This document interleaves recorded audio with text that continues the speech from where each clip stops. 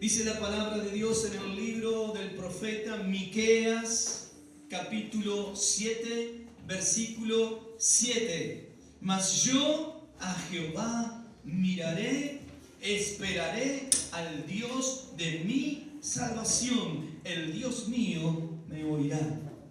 Leemos una vez más. Mas yo a Jehová miraré, esperaré al Dios de mi salvación. El Dios mío me oirá. Amén. Pueden tomar asiento esta mañana. Doy gracias a Dios por sus vidas, por poder verles en este día. Bendigo también a aquellos que tal vez estén viendo de sus hogares o de algún lugar, o que verán más adelante este video. Los bendecimos en el nombre del Señor. Vamos a meditar unos minutos acerca de esta proclamación, declaración del profeta Miqueas, donde en medio de una situación que estaba viviendo en el pueblo de Israel, él declara: mas yo al Señor voy a mirar. Yo voy a mirar al Señor. Esperaré en el Dios de mi salvación. El Dios mío me oirá. Amén. Y para poder entender, vamos a ir brevemente a la situación que estaba viviendo el profeta Miqueas en aquel tiempo. Esto se escribió aproximadamente en el siglo 8 antes de Cristo, hace unos 800 años antes de Cristo, aproximadamente. Algunos lo citan ahí en el 740 antes de Cristo.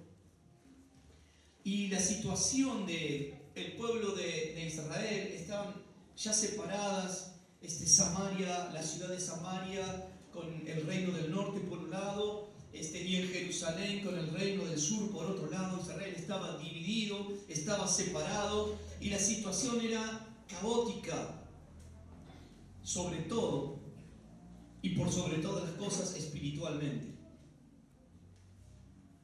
En el reino del norte se habían fabricado un sistema de adoración y de holocaustos parecido al que Dios había instituido, pero no era ni en el lugar ni en la forma, y habían levantado sacerdotes y habían inventado un culto a un Dios, y además empezaron a llegar dioses de las naciones vecinas y adoraban debajo de un árbol, adoraban en la montaña, adoraban en cualquier lugar a cualquier Dios. Y en el sur estaba pasando exactamente lo mismo. Pero estaban tan confiados porque decían: acá está Jerusalén, el lugar donde está, el lugar que Dios eligió para reunirse con su pueblo. Nadie va a poder destruir ni hacer daño a Jerusalén, porque acá está el templo. Y nosotros sabemos muy bien, por la gracia de Dios, que no se trata de un edificio, no se trata de andar con la Biblia debajo del brazo, no se trata, como yo digo a veces, algunos para aprender la Biblia lo ponen abajo de la almohada a ver si se le transfieren las letras, etc. No se trata de eso. Se trata de vivir una vida real, en comunión y en obediencia a Dios. Y en aquel tiempo estaban confiados en todo eso. Y entonces leemos rápidamente lo que dice el capítulo 7 para entender cuál era la situación que estaba el pueblo en aquel tiempo. Cualquier parecido con nuestra realidad no es pura coincidencia. Es la palabra de Dios. Y la palabra de Dios es viva y eficaz y es actual. Hay un libro donde, muy básico, digo básico en el sentido de que es uno de los primeros libros que nos dan para leer en algún seminario, que se llama El Libro Siempre Nuevo, y lo que está hablando habla de la Biblia misma. Y la Biblia es el libro siempre nuevo. Es actual, siempre es actual. Y vamos a leer capítulo 7, y usted, mientras escucha el relato, va a pensar: pero esto está pasando hoy. Dice así, capítulo 7, versículo 1 en adelante: ay de mí, porque estoy como cuando han recogido los frutos del verano, como cuando han rebuscado después de la vendimia y no queda racimo para comer. Mi alma deseó los primeros frutos. Faltó el misericordioso en la tierra. Y ninguno hay recto entre los hombres. Todos acechan por sangre. Cada cual arma red a su hermano. Para completar la maldad con sus manos, el príncipe demanda y el juez juzga por recompensa. Y el grande habla al antojo de su alma y lo confirma. El mejor de ellos es como el espino, el más recto como zarzal. El día de tu castigo viene. Al que anunciaron tus atalayas, ahora será tu confusión. No creáis en amigo, ni confiéis en príncipe. De la que duerme a tu lado, cuídate, no abras tu boca, porque el hijo deshonra al padre, la hija se levanta contra la madre, la nuera contra la suegra, y los enemigos del hombre son los de su casa. Todo eso.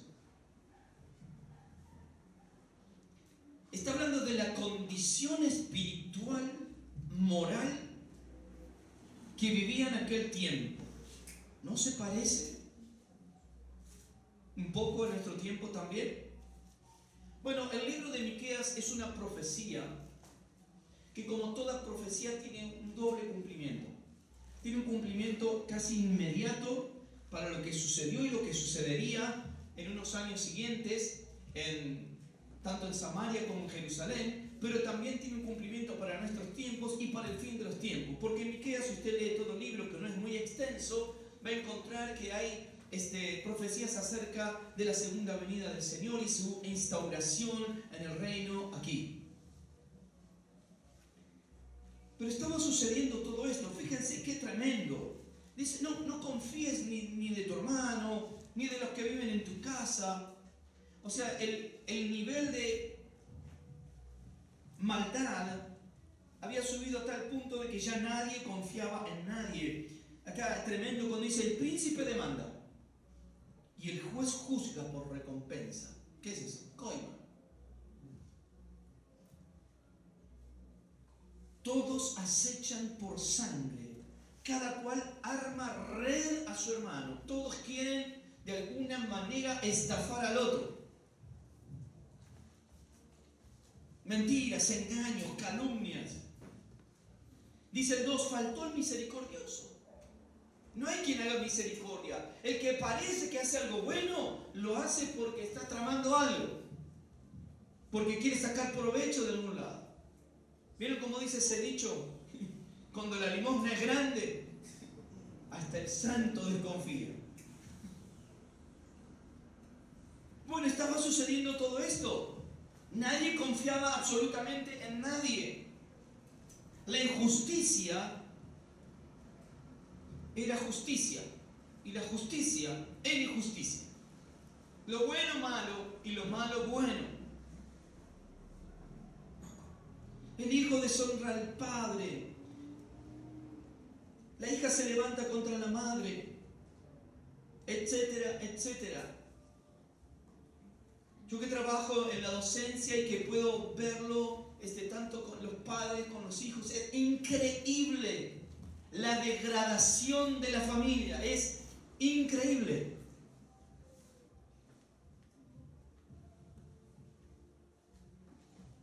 Pero cosas tremendas que escucho, que veo, yo no lo puedo creer. Más de una vez tengo allí en mi oficina a un alumno o una alumna llorando por las situaciones que vive.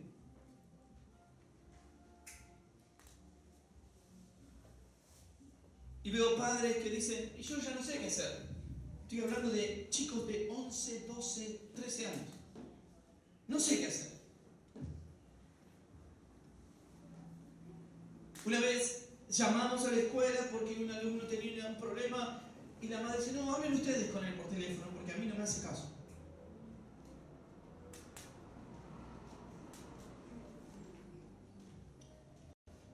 Y las barbaridades que ocurren. Barbaridades.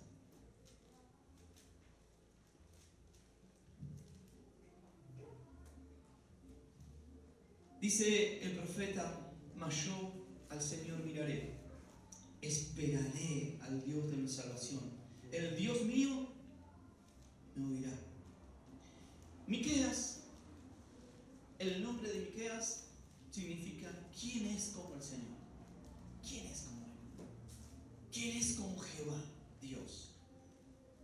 Y de hecho más adelante cuando leemos hay una parte donde dice, el versículo 18 del capítulo 7, dice: ¿qué Dios como tú que perdone la maldad? Y cuando vamos a la traducción original aparece el nombre de Miqueas ahí,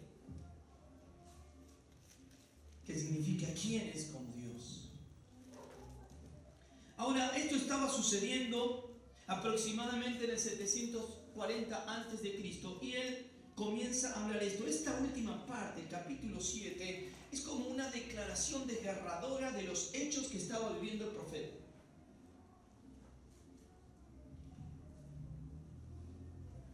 En el año 722 cae Samaria, el reino del norte. O sea que pasó poco tiempo, ¿no? 20 años, 22 años. Después, 586, 587 antes de Cristo, Jerusalén es tomada y son llevados cautivos a Babilonia. ¿Por qué?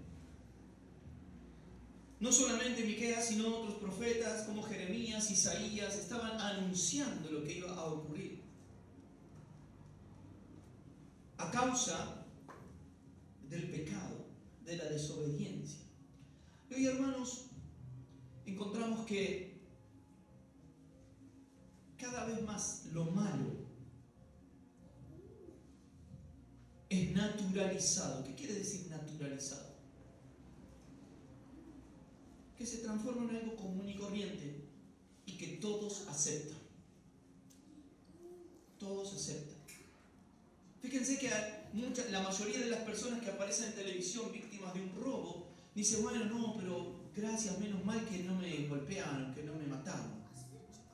Ya naturalizaron el robo.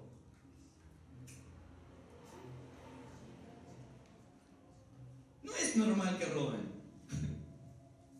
Es un pecado, es un delito. Bueno, pero robó poco. La primera vez que roba, no pasa nada. Naturalizamos el robo y hasta parece común escuchar en las noticias todos los días la cantidad de personas que son asesinadas. También se está naturalizando.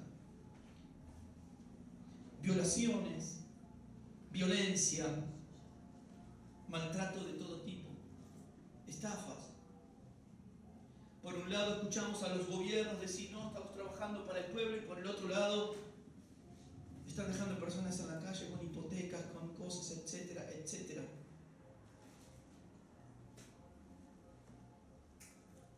¿Por qué? Faltó el misericordioso en la tierra. Falta el misericordioso. Ninguno hay recto entre los hombres. Estoy leyendo el versículo 2 del capítulo 7. Ninguno hay recto entre los hombres. Todos acechan.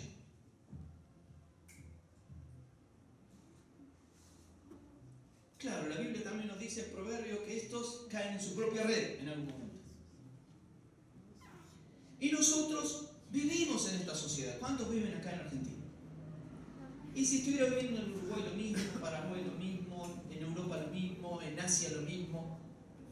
Estamos viviendo aquí, en este planeta, en la Tierra, en esta sociedad. Trabajamos en la misma sociedad, desarrollamos nuestras actividades en esta sociedad y vemos todo esto. Y si nos dejamos llevar por todas estas cosas que están ocurriendo, nos podemos deprimir. Podemos desfallecer. Podemos perder toda fuerza y ya no querer seguir adelante. Porque realmente es terrible lo que está ocurriendo. Si nos ponemos a pensar por un momento, decimos: es increíble. decía en el versículo 1 del capítulo 7, ¡ay de mí! ¿Y yo qué hago acá con todo esto? Porque estoy como cuando han levantado los frutos del verano, como cuando han rebuscado después de la vendimia. ¿Qué está hablando? Juntando fruta podrida para poder comer algo. Dice, lo único que hay a mi alrededor está podrido.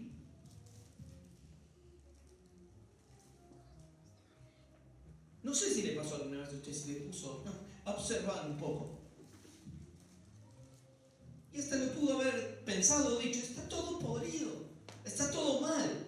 Dice, me siento así, dice que estoy ya cuando sacaron toda la buena fruta, ya vino el verano, fermentó todo, bueno, y estoy buscando a ver si quedó algo en algún lado. Se sentía de esa manera. Dice, y no queda racimo para comer. Mi alma deseó los primeros frutos. Qué lindo sería aquello y lo otro. Y el mundo, el sistema, de alguna manera promete eso. No.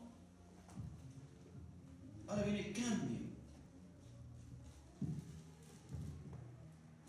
Más que nunca en este tiempo, justamente que estamos previo a unas elecciones, ¿verdad?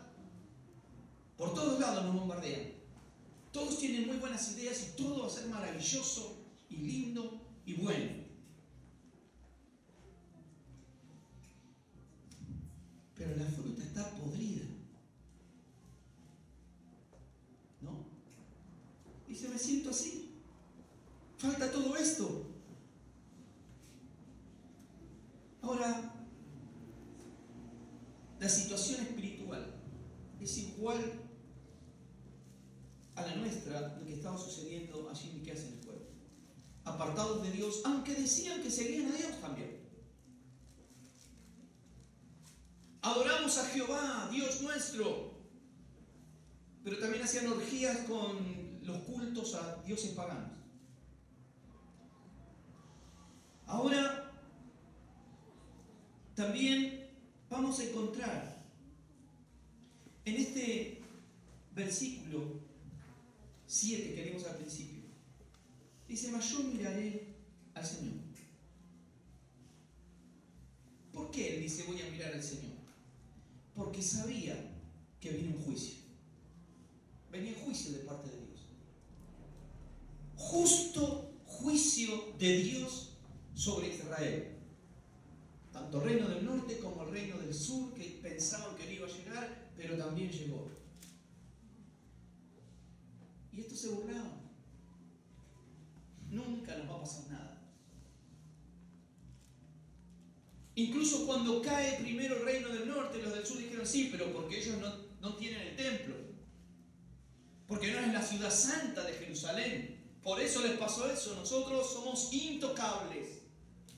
Ah, no, yo soy evangélico desde la cuna. Eran muy religiosos esta gente. Y algunos pueden decir un montón de cosas. No, pero yo creo en Dios, yo confío en esto, yo lo otro. Tantas cosas, el mundo está confiado. Y aún personas que asisten a iglesias, en realidad están confiados en sus propias fuerzas, en sus propias ideas. ¿Por qué digo esto? Porque no se someten a Dios. Viven una vida religiosa y nada más. Pero Miqueas, que recibe palabra de Dios, él sabe que viene el juicio. Y nosotros sabemos, ¿verdad? ¿O no? ¿No viene un juicio sobre la tierra? ¿Y no es que va a estar todo bien? ¿Que la iglesia va a conquistar el mundo? Estaría leyendo otra Biblia. Entonces, en los últimos tiempos, el amor de muchos se enfriará. En los últimos tiempos, la maldad irá en aumento. ¿Y qué dijo Miqueas? Yo voy a mirar al Señor. ¿A quién vas a mirar? ¿Tu trabajo? ¿Tu cuenta bancaria? No, mejor no la miré.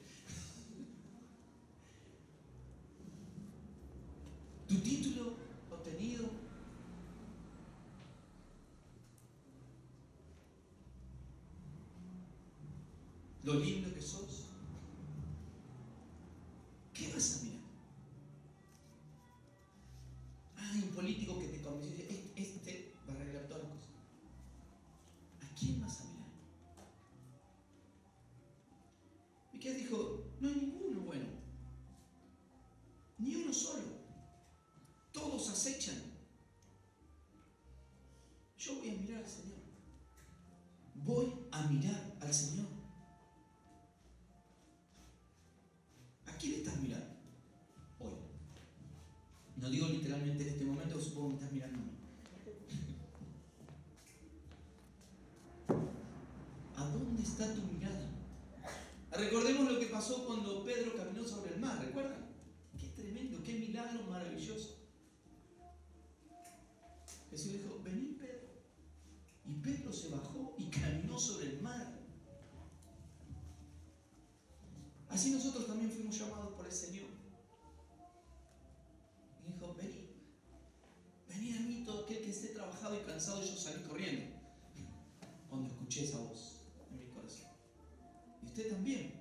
Y caminamos. Resucitamos a una nueva vida con Cristo. Venimos, claro, y Pedro se acercó al Señor y de repente, ¿qué le pasó? Empezó a mirar las olas, el viento, la tormenta, y comenzó a hundirse. Claro, es un escogido de Dios, ¿no? ¿Se ahogó? ¿Se ahogó Pedro? No. Cuando empezó a hundirse, el Señor asió de él, ay Pedro, ¿por qué? ¿Por qué dudaste? Pero ahí está la mano del Señor para sostenernos, ¿no? Mirar al Señor. Cuando dejamos por un momento de mirar al Señor, nos hundimos. Y tragamos un poco de agua salada. Nos asustamos. Y ahora me muero. Se terminó todo. La angustia, el dolor, el pesar. Parece que Dios no está con nosotros. ¿Cómo? Si yo antes caminaba sobre el mar y ahora estoy tragando agua. Y el Señor va a extender su mano en un momento, pero ¿por qué estar tragando agua salada, medio muerto y ahogado cuando podemos caminar sobre el mar? Esto para nosotros. Ahora, el que está sin Cristo está perdido en el medio de la tormenta. Entonces, Miqueas dice, en medio de esta circunstancia, yo voy a mirar al Señor. Voy a mirar al Señor. Porque viene el justo juicio de Dios sobre toda desobediencia, sobre aquellos que se fueron y le dieron la espalda. El versículo 7 también nos enseña algo. Dice, esperaré al Dios de mi salvación. ¿Cuántos dicen amén? Amén. Y aquí nos habla de dos cosas en este versículo. Cuando dice, mas yo miraré al Señor y esperaré al Dios de mi salvación. Lo primero es que Él se está sujetando a Dios. Se está rindiendo ante Dios. Porque dice, fuera de Dios no puedo hacer nada más. No puedo transar con el sistema. No puedo vivir mi vida tratando de que el sistema me dé algo. Porque lo que me va a dar el sistema es muerte al final. Aunque parezca vida, pero el final es muerte. Vamos a otra vez el ejemplo de Pedro ahí en la barca y Jesús viniendo sobre el mar. ¿Dónde estaba más seguro, humanamente hablando? ¿Adentro del barco o caminando sobre el mar?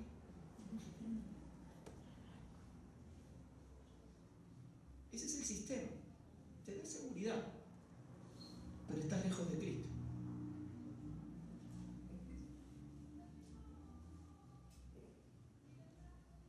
No bajo ni loco de acá. Acá estoy bastante bien.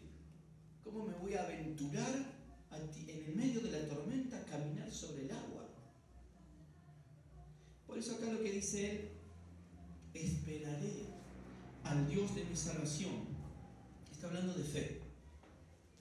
Sin fe es imposible agradar a Dios. Está hablando de confianza plena en Dios. Él dijo, todo esto es un desastre. Esta barca se hunde.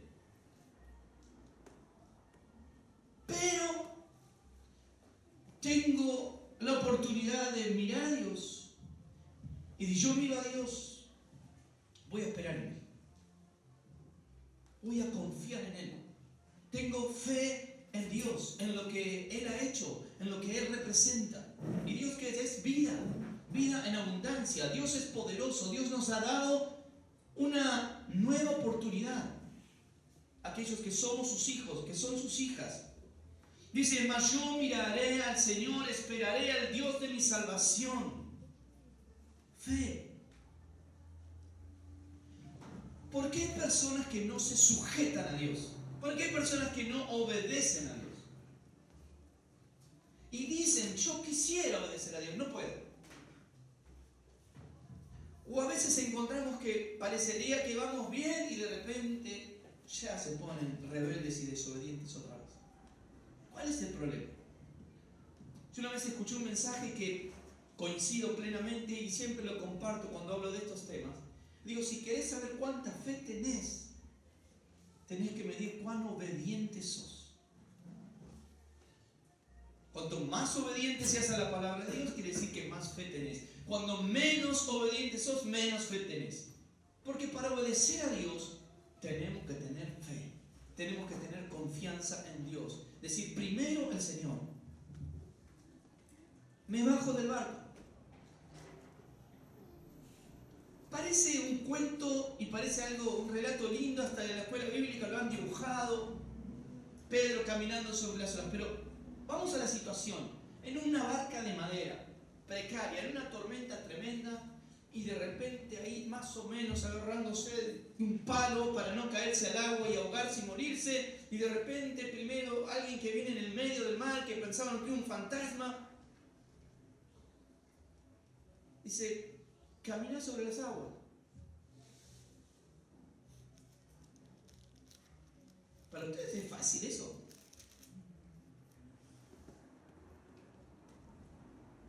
No es así de sencillo. Decir, bueno, me bajo del barco en el medio de la tormenta y voy a caminar sobre las aguas. No, se necesita fe verdadera y genuina. Si no, nos quedamos agarrados del barco, no nos baja nadie. Y hay personas que viven ahí en el barco, azotados por la tormenta toda la vida. Porque no se atreven a confiar plenamente en Dios. No se atreven. Eso es falta de confianza en Dios, y falta de confianza en Dios es falta de fe, y por lo tanto hay desobediencia. Vení, Pedro. No voy. Ni loco me va. Desobediencia. ¿Que querría obedecer a Jesús? Y sí, capaz que sí. No, Señor, yo te quiero obedecer. Me gusta la iglesia, todo, pero obedecer no. Está complicado. Voy a tener problemas si hago siempre la voluntad de Dios. Con el sistema voy a tener problemas.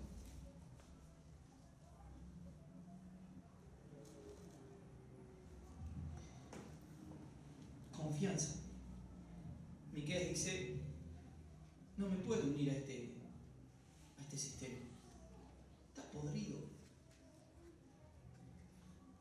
Y yo sé que Dios va a juzgar. Y yo prefiero pasarla mal acá en el sistema, pero mirar a Dios. No solamente eso, sino que cuando dice, esperaré al Dios de mi salvación. Está hablando de que la salvación para Él está pura y exclusivamente en Dios. Yo voy a esperar porque la salvación va a venir de Dios. Ahora, él era un ciudadano israelí y las ciudades fueron tomadas igual, con él adentro. Ay, Dios lo abandonó. Es que no se trata de no padecer los problemas que padece todo el mundo. Se trata de quiénes somos, en quién confiamos. Porque hay un falso evangelio que ha sido predicado tanto y que ha hecho tanto mal. Es decir, vení a la iglesia que se te terminan todos los problemas. Eso no es real. Lo que sí ocurre es que, primero, si venís a la iglesia y nacés de nuevo, entonces lo que cambia es tu interior. Es la manera de que ves las situaciones y los problemas. Y tenés confianza en Dios, que sabes que ahora sos un hijo o una hija de Dios, que no hay nada ni nadie que te pueda separar de Él. Y aunque estés muerto, vas a resucitar.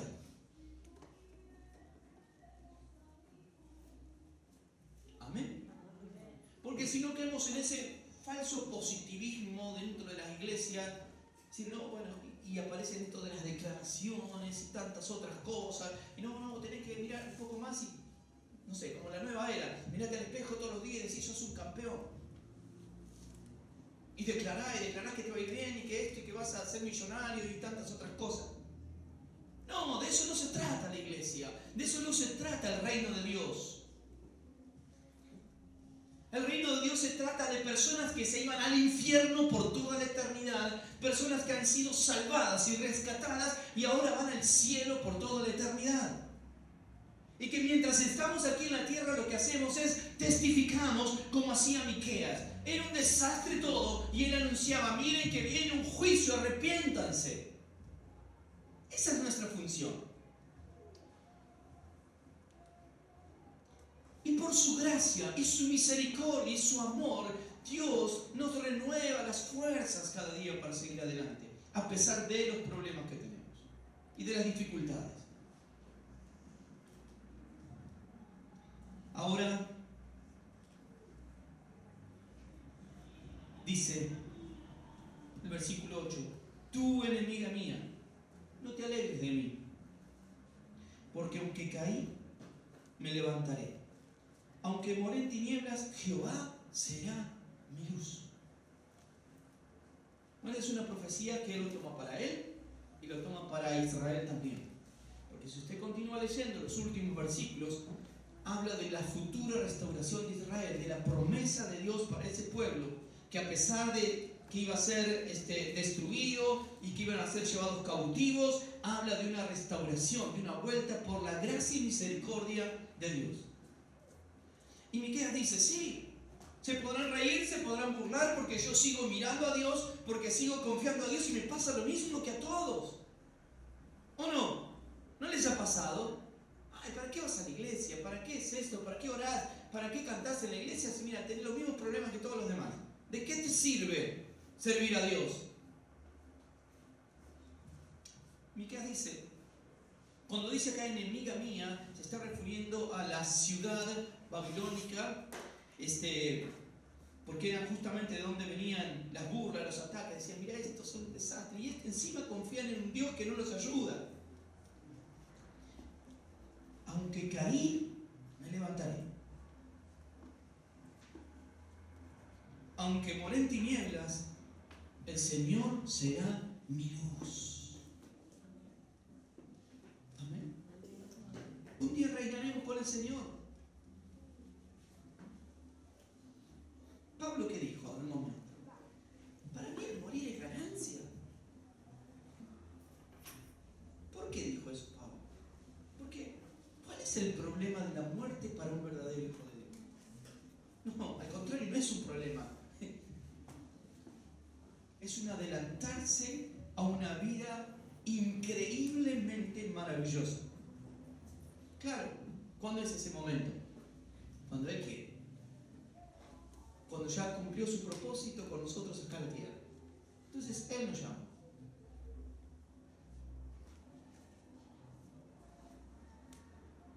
Entonces, Miqueas estaba diciendo eso también. Yo no sé cuál sea la circunstancia que están viviendo cada uno en particular, o que viven cada día, y hay cosas que pasan en su interior nada más. Angustias, dolores, dudas. Pero cuando nosotros ponemos la mirada en el Señor y esperamos en Él, también podemos declarar como declara al final de este versículo Miqueas y dice, el Dios mío me oirá. Ahí está la diferencia. Yo sé que Él me oye. Yo sé que lo que yo hablo con Él no queda ahí en cuatro paredes, sino que llega hasta su misma presencia, llega hasta el lugar santísimo. Él me oye. Esto no es menor, hermanos. Estoy seguro que si vas a un lugar, una persona que no es creyente, dice, ¿sabes que yo hablo con Dios todos los días? Va a decir, tú estás loco. Bendita locura. Yo hablo con Dios todos los días. Y vos también. Y esta es la seguridad que tiene Miqueas. Dice, yo puedo hablar con Dios, el Todopoderoso, el que hace como Él quiere. Y es mi Padre, es tu papá, el Dios eterno, poderoso, maravilloso, es tu papá. Y sabe lo que te pasa, y sabe lo que sufrís, y sabe tus pensamientos, sabe cuando te equivocas también, y como un Padre amoroso viene, te corrige, te abraza, te alienta, y nos sostiene, ¿hasta qué? Hasta que nos reciban gloria. Entonces, esta es la gran diferencia, hermanos, que la tenemos que marcar en este tiempo, más que nunca decir, yo soy un hijo, una hija de Dios. Y si te dicen, ay, pero mira, te pasa esto y lo otro, ¿y qué? Nada de esto es comparado con la gloria venidera, decía. Es nada esto. Y por más terrible que sea, pensar en lo peor que pasaste, cuando estemos con Él, eso va a ser absolutamente nada. No habrá más tristeza, no habrá más dolor. ¿Cuántos dicen amén? Amén. Y versículos 18 y 19 para cerrar, dice de capítulo 7, ¿qué Dios como tú que perdona la maldad y olvida el pecado del remanente de su heredad? Él tiene un remanente. En medio de los tiempos, Él tiene un remanente de hombres y mujeres que le buscan y que aman a Dios y que quieren hacer la voluntad de Dios. ¿Quién como tú que perdonas? ¿A quién perdona? A su remanente. Perdonas la heredad de tu remanente. No retuvo para siempre su enojo, porque se deleita en misericordia. Cuando le fallamos al Señor, Él viene y tiene misericordia de nosotros. Cuando no hay misericordia, Dios tiene misericordia de nosotros. Y 19 dice, Él volverá a tener misericordia de nosotros, sepultará nuestras iniquidades y echará en lo profundo del mar todos nuestros pecados. ¿Cuántos dicen amén? Amén. Amén. Esto es maravilloso. Yo no cambio esto por evitar algún problemita o un problemón acá en la tierra. Sería tonto de mi parte querer cambiar eso. La canción que dice por ahí, te prefiero a ti. El Señor es mi tesoro. Él es mi tesoro. Yo lo prefiero a Dios. ¿Y usted, hermano? ¿Puede decir como Miqueas en esta mañana? Yo voy a mirar a Dios. Esperaré al Dios de mi salvación. El Dios mío me oirá. Ni lo duda. Cuando ores y vayas delante del Señor, no le des lugar a la duda, porque Dios te oye. Y Dios responde siempre, claro, en el tiempo justo, en su momento, según su propósito y su voluntad, que son perfectas para nosotros, aunque a veces nosotros no entendamos. Pero Dios siempre oye nuestra oración. Amén. Plena seguridad en eso. Y no se trataba de que Miqueas era mucho mejor en realidad que los demás por sí mismo, sino que él dice, la diferencia está en que Dios perdone mis pecados. La diferencia está en que Él renueva su misericordia. La diferencia está en que Él toma mis pecados y los arroja a lo profundo del mar.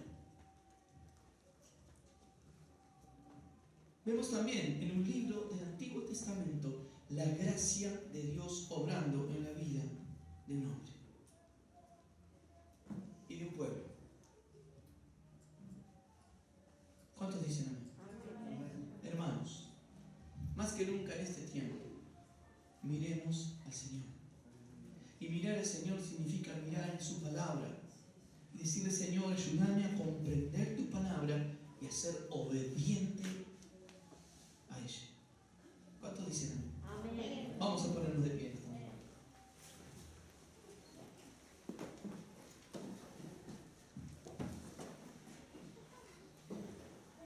Mas yo a Jehová miraré.